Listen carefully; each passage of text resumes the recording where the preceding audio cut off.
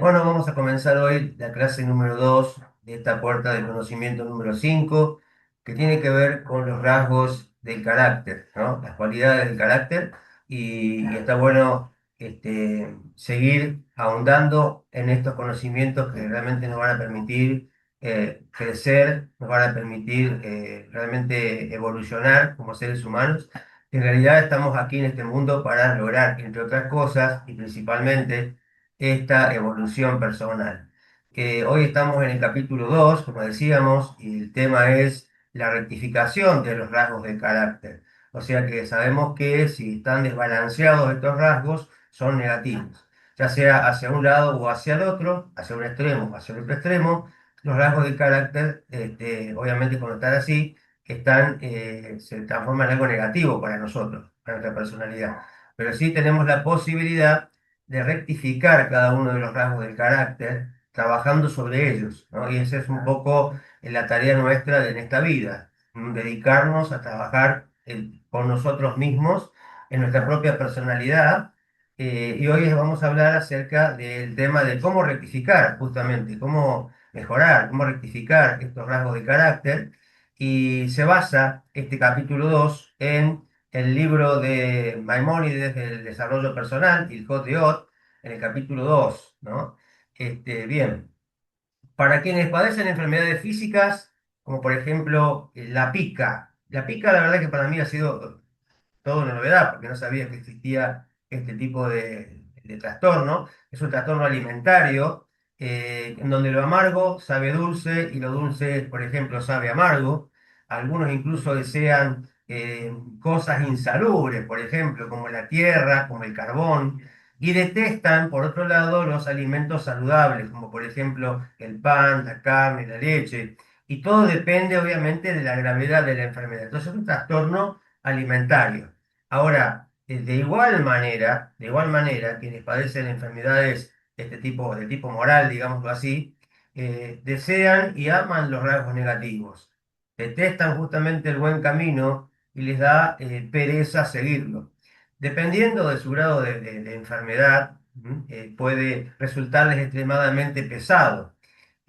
Isaías nos dice, justamente en su libro del profeta Isaías, dice, habla de estas personas de manera similar. Dice, hay de los que llaman a lo malo bueno y a lo bueno malo, que toman la oscuridad espiritual por luz y la luz espiritual por oscuridad, que toman lo moralmente amargo por dulce y lo moralmente dulce por amargo, ¿no? Esto está en el capítulo 5 verso 20, hablando un poco acerca de este problema que existe en el ser humano.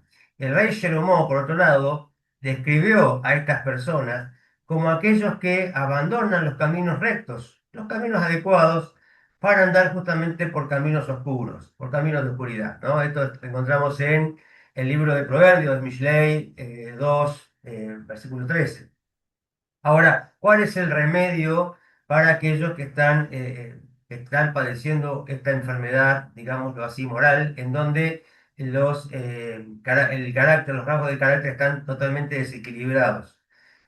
¿Cómo lograr esta corrección? ¿Qué se nos dice? ¿Qué nos dicen los sabios? ¿Qué nos dice la Torá? ¿De qué manera nosotros podemos hacer? Eso es lo más importante. Bueno, justamente una de las cosas que se nos dice, que tenemos que acudir a los sabios, aquellos que conocen del tema, porque ellos son los verdaderos sanadores de las almas, ¿no? Así también como existen médicos del cuerpo, también hay médicos del alma, en el sentido de que nos ayudan a mejorar interiormente. Justamente hablan de, por ejemplo, se entiende por gente sabia o por sanadores del alma. Se entiende por esto a los sabios judíos, los sabios del pueblo de Israel, ¿no? A esto se refería Maimónides, que tienen justamente la sabiduría para ayudar a otras personas a curarse. Entonces, está claro que en términos prácticos, la enseñanza citada aquí se aplica a cualquier persona sabia que entiende y practica, por supuesto, primeramente los rasgos adecuados para una persona recta, o sea, que son modelos y ejemplos en ese trabajo. Obviamente que la perfección no existe, pero vemos que hay un trabajo detrás de esa persona que nos está enseñando, ¿no? Que nos está guiando. Hay todo un trabajo personal, un esfuerzo, un mejoramiento, ¿no? Entonces, obviamente que son ejemplos primeramente. Y obviamente que también entienden y practican esta manera de ayudar a corregir los rasgos de carácter desequilibrados a quienes lo estén necesitando. Entonces, esto les permitirá a la persona sanarse al enseñarles, obviamente, a adquirir las cualidades adecuadas hasta que regresen al buen camino, el camino recto, el camino intermedio, el camino de la moderación, del equilibrio. Entonces, acerca de aquellos que reconocen sus malas cualidades o reconocen que sus rasgos de carácter están desbalanceados y no acuden, no quieren acudir a los sabios, no quieren tomar consejos para corregirse, no les interesa corregirse, el rey Shlomo dice acerca de estas personas, los necios despreciaron la sabiduría y la corrección, ¿no? Entonces, la persona que no quiere corregirse a sí misma es una persona considerada necia, ¿no? Entonces, obviamente, falto de sabiduría. Eh, Esto lo dice Mishlei 1:7. Ahora, ¿cómo se recupera entonces una persona que tiene rasgos negativos? ¿Cómo se recupera? Entonces, una persona, por ejemplo, una persona iracunda, una persona enojona, debe entrenarse para no reaccionar explotando, por ejemplo, en enojo, en ira, incluso si es golpeada o es maldecida por otra persona. Debe mantener esta línea de conducta durante mucho tiempo, hasta que la ira y el enojo abandone totalmente su corazón. No se da cuenta la persona de que ya no hay esa respuesta, ese impulso negativo en él que lo llevaría a responder automáticamente de manera inadecuada ante una situación como esta. Obviamente es irse al otro extremo, más allá de que se diga o se pueda pensar, pero esto no es justo, la persona debiera defenderse, la persona debiera... Pero en este caso, al principio, para lograr una curación, la persona debe resignar algunas situaciones de que si es justo o si no es justo, resignar todo esto para solamente concentrarse en su recuperación. Entonces aquí estaría la persona dejando de lado muchas situaciones que podría perfectamente que le corresponder y tendría todo el derecho de responder correctamente, pero justamente la persona no está en condiciones de responder correctamente. Entonces, ¿qué tiene que hacer la persona? Empezar a recuperarse de esa inclinación a explotar y a agredir y etcétera.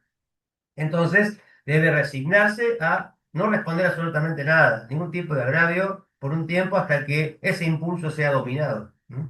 Entonces, una persona llena de orgullo, por ejemplo, debe estar dispuesta a soportar mucha deshonra o falta de consideración por parte de otras personas también. Al principio, debe sentarse en lugares destinados a personas que menos importantes o menos sobresalientes. Debe vestir ropas que lo hagan pasar desapercibido en lugar de destacarlo entre las demás personas.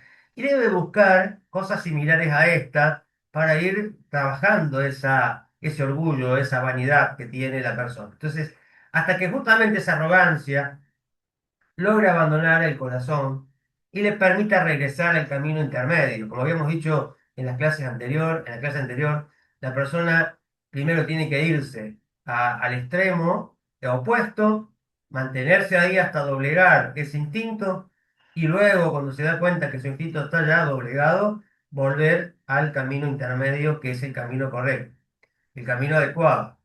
Eh, una vez que regrese a este camino intermedio, debe, por supuesto, seguirlo durante todo el resto de su vida. Y así se hace con cada uno de los rasgos de carácter.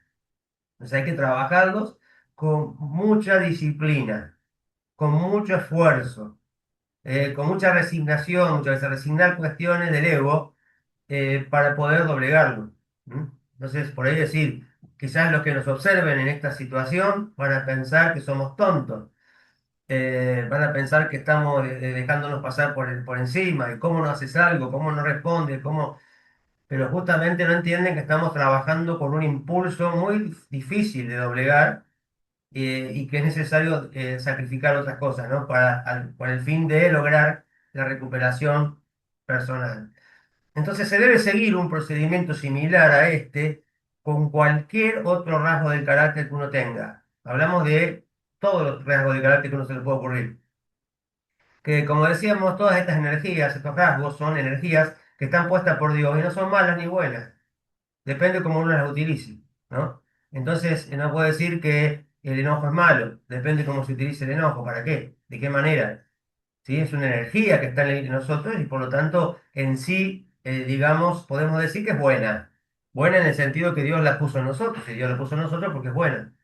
Obviamente, que la usemos bien o mal ya depende de nosotros, ¿no es cierto? Y eso hace que este rasgo se transforme en un mal rasgo o en un buen rasgo, ¿no?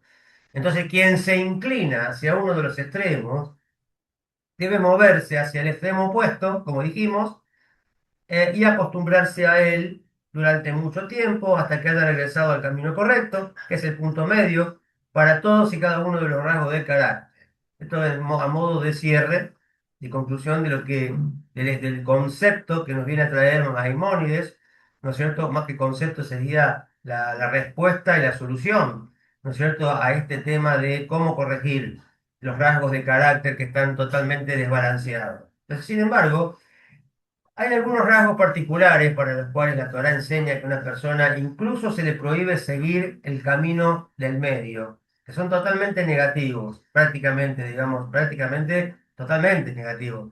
Debe alejarse absolutamente de un extremo para irse completamente al otro extremo opuesto. Entre estos rasgos se encuentra la arrogancia y la ira o el enojo. O sea, en ningún momento se considera que la arrogancia sea buena para algo y tampoco el enojo, la ira, ¿no? Esta ira explosiva, ¿no? Que hablamos de esta ira que explota porque ha sido herido el ego de la persona. Nunca estamos hablando nunca estamos dejando, o refiriéndonos, mejor dicho, a esa energía que uno poniéndola bien logra cosas buenas, como por ejemplo que se haga justicia, que haya justicia, ¿no? Cuando hay una injusticia y la persona acciona a favor de los demás, de un bien común, para lograr ¿no es cierto?, la justicia en este sentido. En ese sentido, esa energía está bien puesta. Está mal puesta cuando se la utiliza para cuestiones egoístas, ¿no es cierto?, porque se ha herido el ego y entonces ahí es donde esa energía no está bien puesta. Entonces, justamente, estos rasgos son los rasgos más dañinos para el alma humana. Eso nos dicen los sabios, que justamente separan a la persona del Creador y de las demás personas. Nos alejan del prójimo, nos alejan de las personas, nos alejan de nuestro Creador, la fuente, nuestra fuente de vida, nuestra fuente de energía, nuestra fuente de vitalidad. Y obviamente nos alejan de todo esto y son totalmente negativas. Vuelvo a repetir, la arrogancia y el enojo, ¿no? Son dos cosas muy, muy negativas y como dice el versículo, por ejemplo, de Proverbios, Mishlei 16:5, el Eterno abomina a todos los arrogantes. El Eterno abomina a todos los arrogantes, o sea, los quiere bien lejos, no los soporta, no los soporta. Es como es como si se tratara de un olor nauseabundo. Eh, entonces, la persona que se la cree, decimos nosotros acá en nuestro país, se la cree, es la persona que se cree muy, muy importante y superior a los demás, esta persona es abominada, digamos, por el Creador, o sea, no la soporta. ¿No? Entonces, por lo tanto, los sabios también declararon, quien es arrogante es como si negara la misma presencia divina, tal como se afirma en el Deuteronomio de Barín 8:14, y tu corazón se enorgullecerá,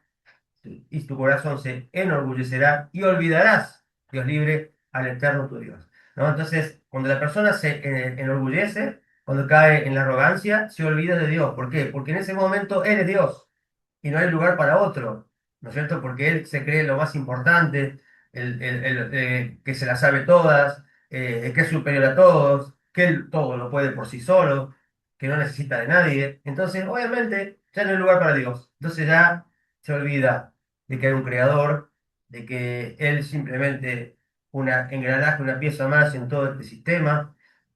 Y que hay alguien muy superior infinitamente que maneja todo, y que si no fuera por él podemos hacer, nada podemos lograr por nosotros mismos. Y obviamente, acá encontramos que la persona, obviamente, ya entra a desplazar al creador de su vida. Entonces, por eso es tan grave. Lo mismo pasa con el enojo. Los primeros sabios dijeron, quien se enoja es como quien adora a los ídolos. O sea, es como quien comete la idolatría, que para nosotros sabemos muy bien que es lo más grave, ¿no? Es gravísimo. Entonces, por lo tanto, la idolatría es gravísima. ¿Y por qué el enojo es como si fuese idolatría? Porque justamente la persona que se enoja es porque no acepta que las cosas sean de otra forma, eh, que, que no como él, como quisiera él.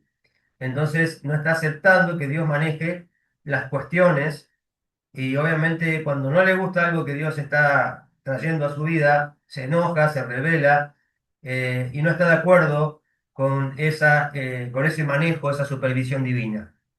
Entonces, más allá que es difícil y duro y desagradable lo que pueda ocurrir, lo está mandando Dios por alguna razón, para algún bien. Y tenemos que saber para qué y qué tenemos que hacer con eso que se nos presenta, pero no enojarnos con eso, porque no están saliendo las cosas como yo quisiera, sino que están haciéndose como Dios quiere. Y bueno, ahí viene la cuestión donde es como si fuera una idolatría, ¿no? Es donde la persona considera que debiera hacerse como él quiere, no como Dios quiere. Y ahí ya él mismo se elige como un pequeño Dios, digamos, y que quiere que se haga su voluntad, ¿no? Que pretende que se haga su voluntad, que es mucho mejor que la voluntad de Dios, ¿no? Dios libre.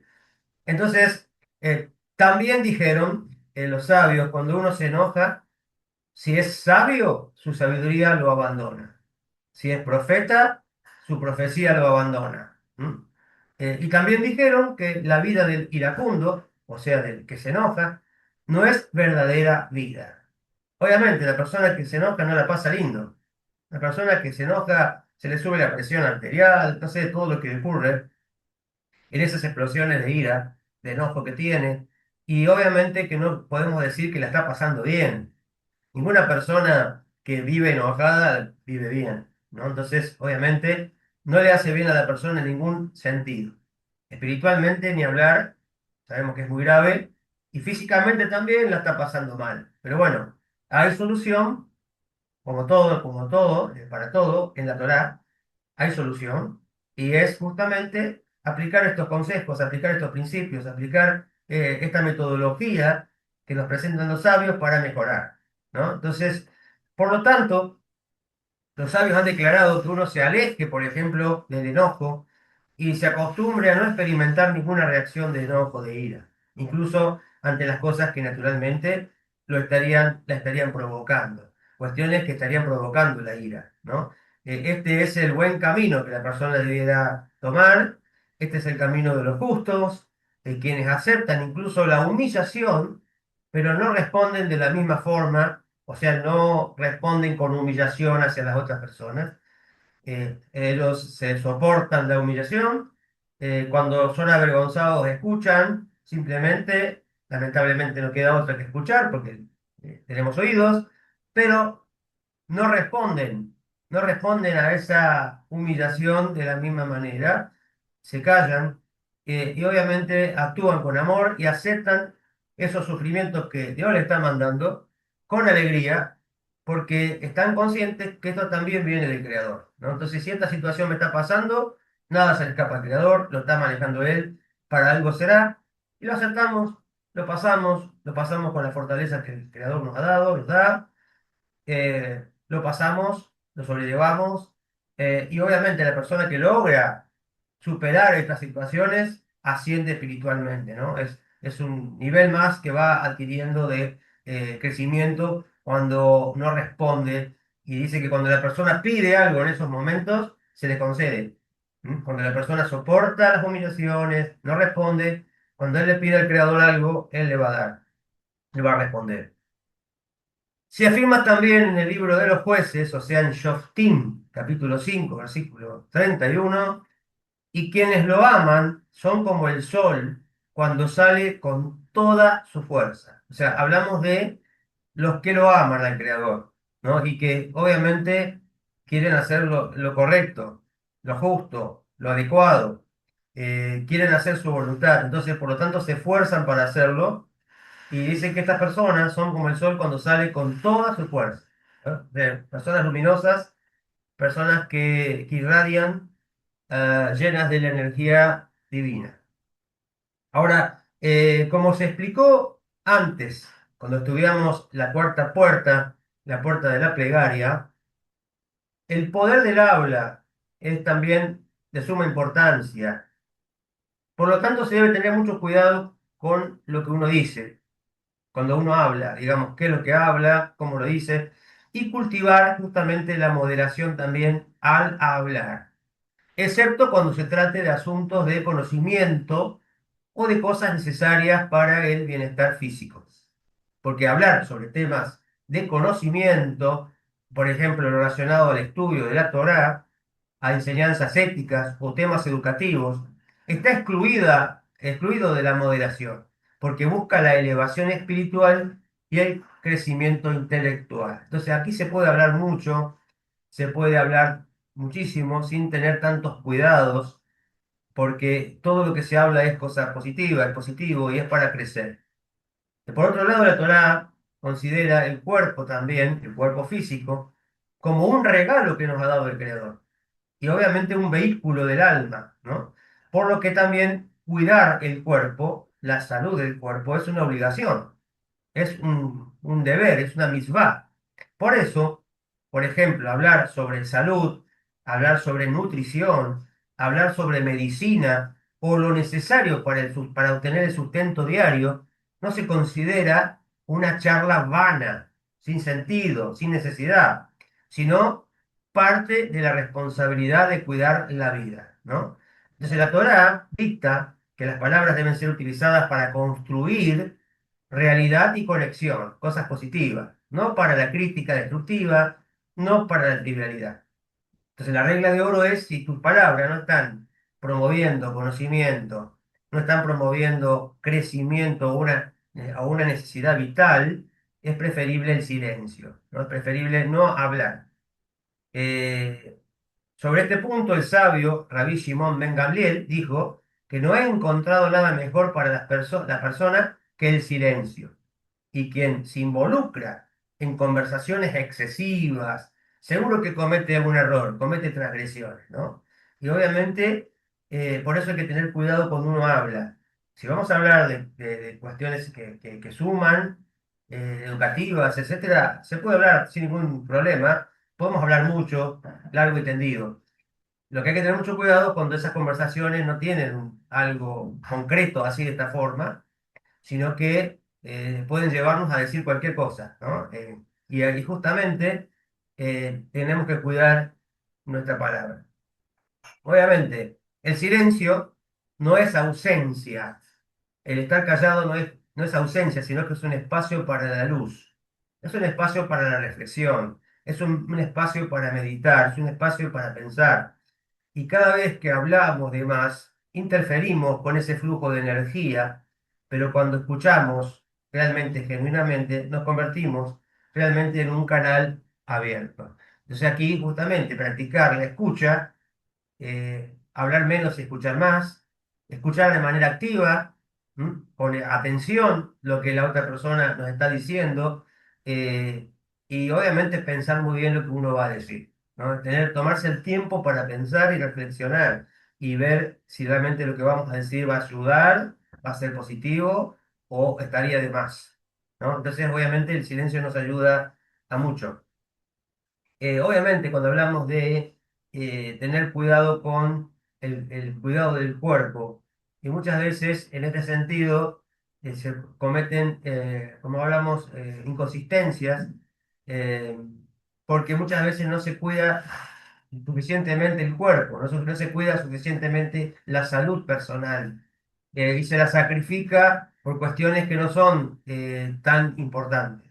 Entonces, por eso es tan importante decir, si yo voy a, por ejemplo, a dar ayuda a alguien, primero tengo que asegurarme de que mi salud esté atendida, de que me he podido comprar un remedio que me hacía falta, de que he podido ir al médico porque tenía que ir, no dejar de ir al médico, dejar de tomar remedios porque para darle algo a alguien que quizás no sea tan importante y tan imperioso. Entonces, hay que saber balancear las cuestiones de la vida y pensar, y decir esto, poner cada cosa en su lugar, ¿no? Entonces, una desatención al cuerpo, a la salud, es una falta. Y también la persona pasa a ser, en cierta manera, un malvado, porque no está atendiendo el cuerpo que Dios le dio y lo hizo responsable por él, que es el vehículo del alma, que le permite cumplir los preceptos, que le permite interactuar en el mundo, que le permite cumplir la misión que el Creador le dio. Entonces, obviamente, el cuerpo tiene que ser atendido correctamente, no debe ser desatendido para otras cuestiones, ¿no? Que a veces no están en primer lugar de prioridad. Entonces, todo esto es cuestión de pensar, de analizar, sentido común, aparte de estudiar mucho todo lo que tiene que ver con el musar. Personas que tenemos dificultades con diferentes tipos de rasgos personales, decir, bueno, tomar estudios al respecto, estudiar, leer libros que hablen de ese tema que a mí me cuesta, para tratar de mejorar. Entonces, por ejemplo, recomendamos siempre el libro Orjot Sadikim, El Camino de los Justos, ¿no? Y Mesilat Yesarim, el camino el camino de los justos. También son libros fundamentales para crecimiento personal. Y obviamente, si encontramos que el rabino, el profesor o quien sea nos explique todo esto, mucho mejor también. Entonces, de igual manera, al hablar sobre temas de conocimiento, las palabras deben ser breves, pero ricas en contenido y bien enfocadas. Por el contrario, si las palabras son muchas y el contenido escaso, no es, eso es tontería, sobre la cual se afirma, el sueño viene con multitud de temas y la voz del tonto con multitud de palabras. O sea, la persona que habla por demás y no dice nada, eso trae aburrimiento y sueño, obviamente. Y la voz del tonto dice, aparece cuando se hablan muchas palabras sin ningún sentido. Eso lo dice el libro de Eclesiastés, Coelet 5:2. Asimismo, Rabí Akiva dijo que el silencio es una protección para la sabiduría. La persona que se calla la boca, que sabe callarse, pasa de sabio muchas veces, más que aquel que habla y lo que dice no dice nada o transmite inconsistencias, cuestiones que no están bien, no son correctas. Por lo tanto, uno no debe apurarse a responder cuando le preguntan algo, cuando tiene que tomar una determinación, ni tampoco hablar demasiado. ¿M? Si es maestro, debe enseñar también a sus alumnos con calma y con tranquilidad, sin gritos ni usando palabrería. Esto es lo que dijo el rey Salomón. Las palabras de los sabios se escuchan con tranquilidad. Entonces, en un clima de tranquilidad, en un clima donde no hay gritería, en calma, ¿sí? Y con palabras correctas y justas. Eso es, así debe ser, ¿no? En el ámbito de la enseñanza también.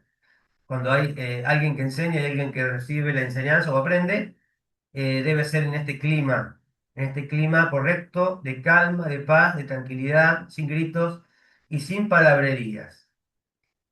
A una persona se le prohíbe actuar con modales suaves y seductores.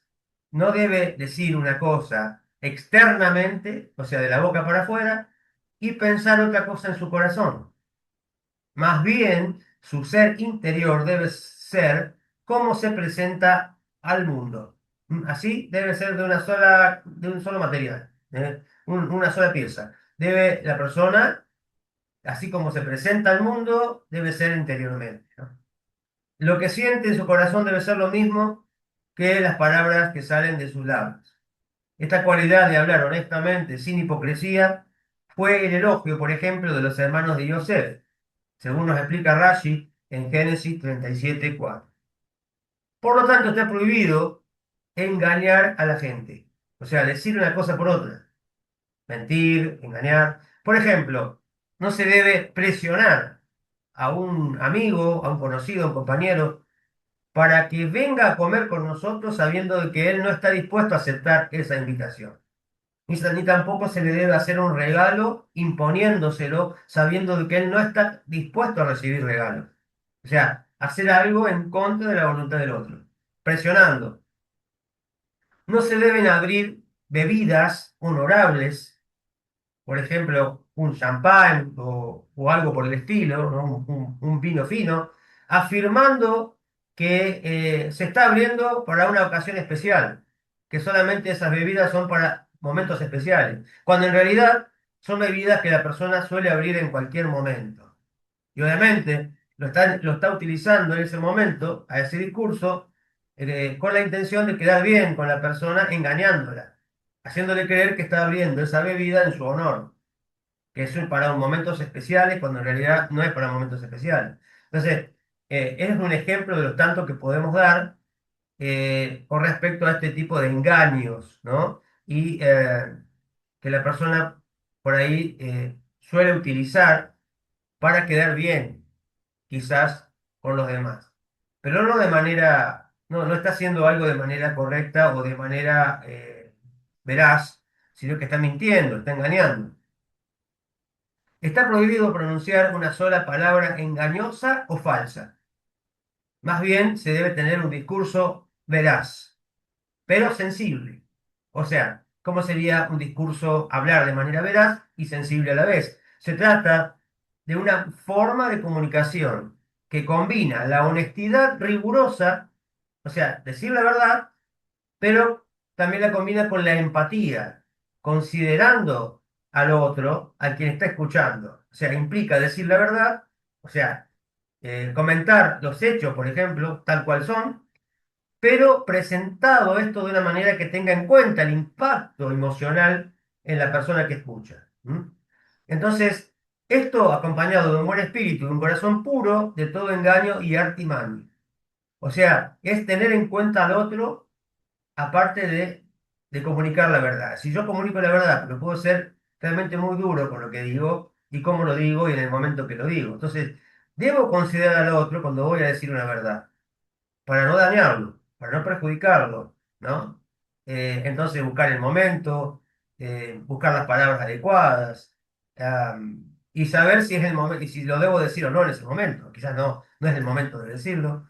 Entonces uno tiene que pensar y ver y considerar al otro, no solamente decir la verdad así nomás, sin ningún tipo de restricción y ni consideración del otro, no importando cómo se sienta el otro cuando lo diga y qué va a pasar con él. Obviamente hay que considerar otro también. Entonces, no se debe, por ejemplo, reír constantemente, haciendo bromas, ni tampoco irse al otro extremo de estar triste y deprimido todo el tiempo. En cambio, la persona debe estar contenta con la vida de manera normal y de manera natural.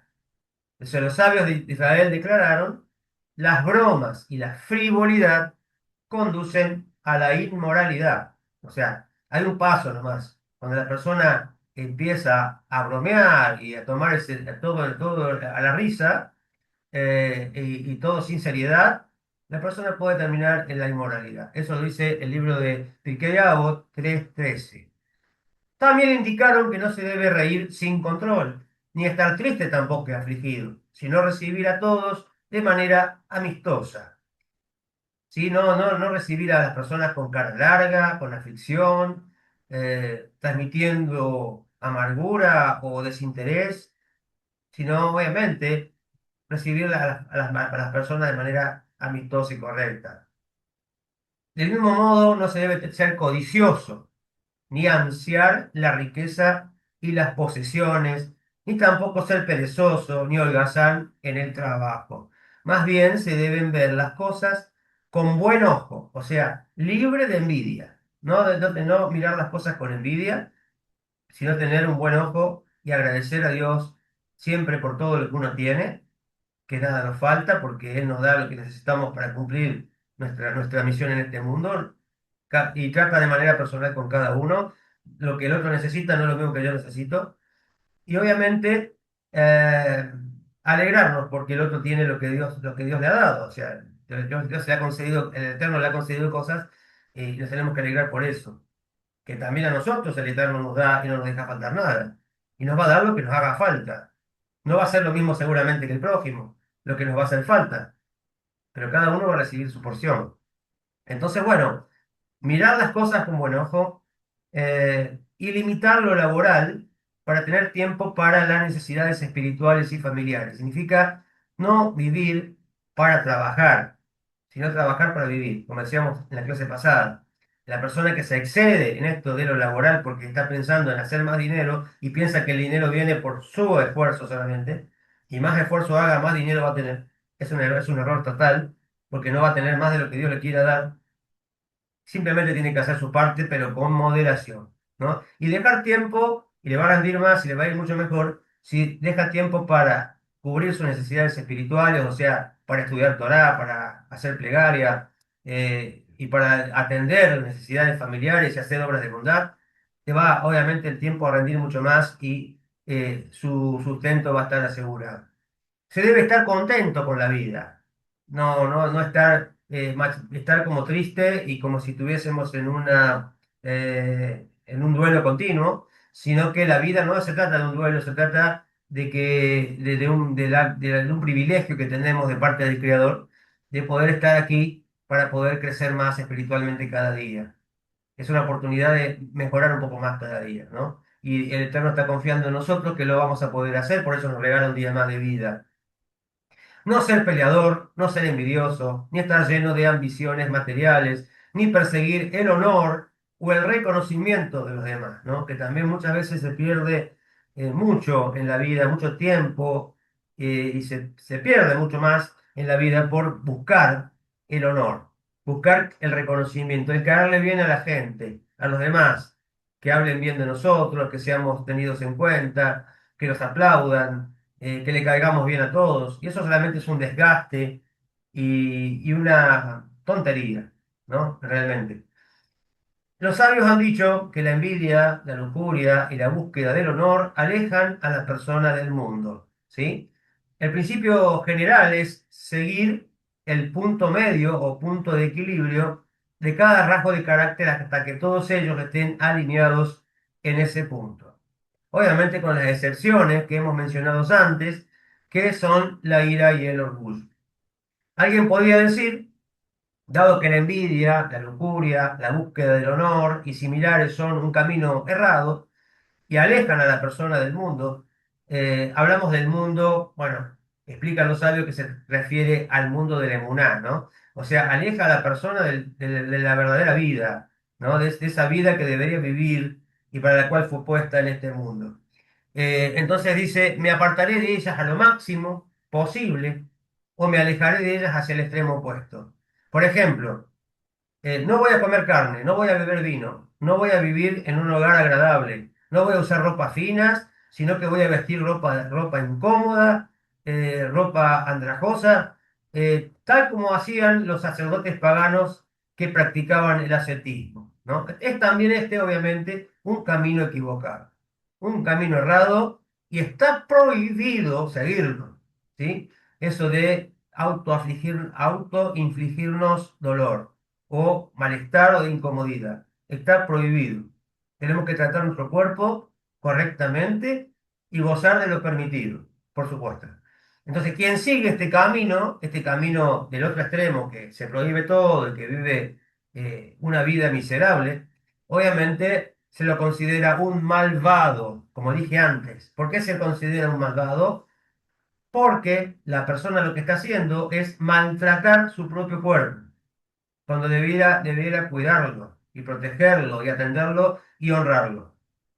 Por lo tanto, los sabios indicaron que una persona debe abstenerse solo de aquello que la Torá le niega y no debe prohibirse participar de lo permitido, haciendo votos y juramentos de abstinencia. Esto está prohibido hacerlo.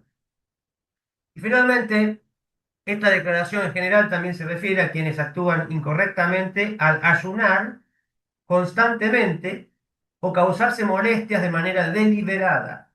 Si alguien siente la necesidad de ayunar, lo cual no está prohibido, ni tampoco es obligatorio, por ejemplo, para expiar o quebrar su arrogancia, está permitido hacerlo temporalmente, con moderación, porque pertenece a la categoría de los enfermos en lo moral.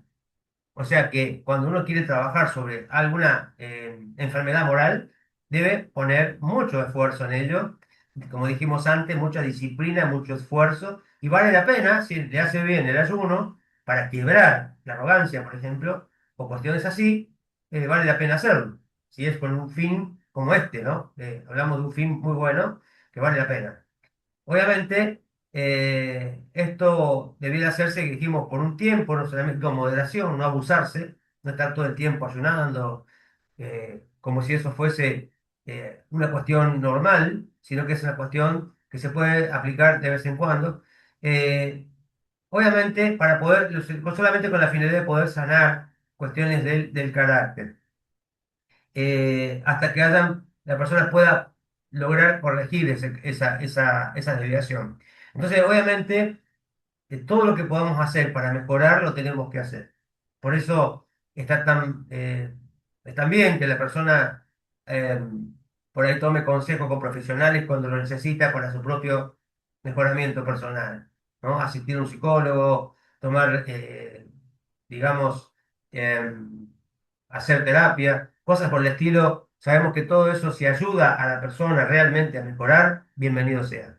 Todo aquello que nos ayude a mejorar está permitido y es más, deberíamos aprovecharlo porque es parte de nuestro trabajo, digamos, parte principal de nuestro trabajo en esta vida y en este mundo, ¿sí? Bien, hasta aquí llegamos entonces con nuestra exposición de la clase 2.